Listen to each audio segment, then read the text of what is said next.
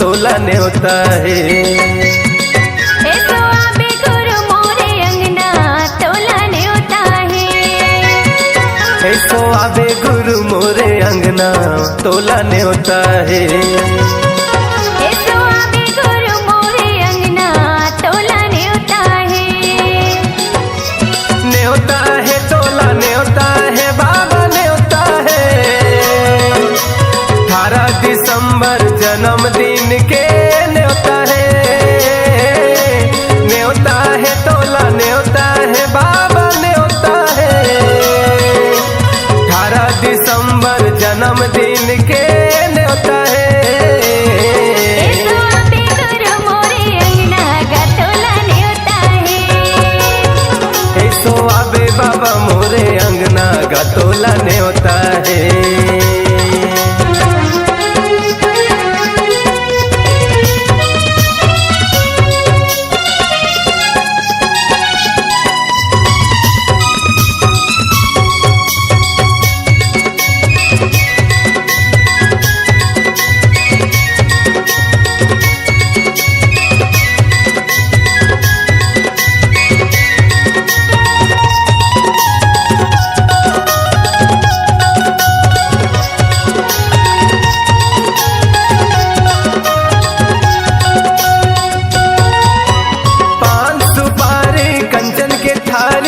गुरु तोर सजावोगा धूप अगर यो सादा जने तोला मैं चढ़ावोगा।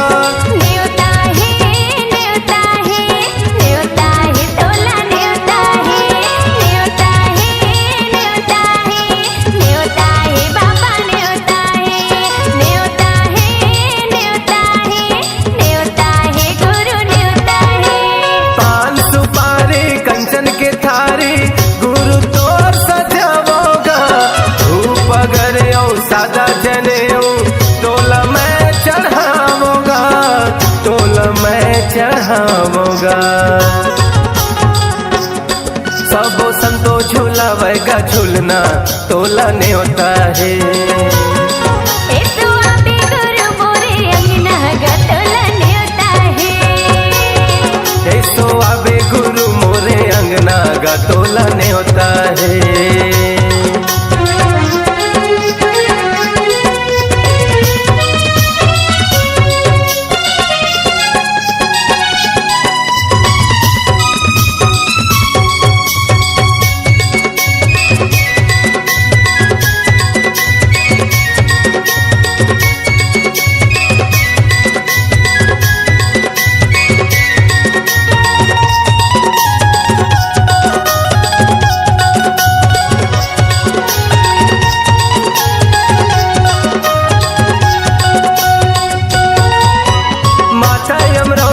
महंगू के लाला और सबो देवताला सत्य के ज्ञानी गुरु बलिदानी ये बाबा न्योता है।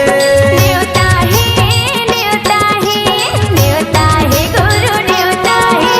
न्योता है न्योता है न्योता है बाबा न्योता है। न्योता है न्योता है न्योता है तोला न्योता है। माता यमरावती महंगू के लाला और सबो देवताले सत्य के ज्ञानी गुरु बलिदानी ये बाबा न्योता है। ये बाबा न्योता है। आबे आबे गुरु बन के पहुना गा तोला न्योता है। ऐसो आबे गुरु मोरे अंगना गा तोला न्योता है। ऐसो आबे गुरु मोरे अंगना तोला न्योता है। न्योता है तोला न्योता है बाबा न्योता है। 18 दिसंबर जन्मदिन के न्योता है। न्योता है गुरु न्योता है तोला न्योता है।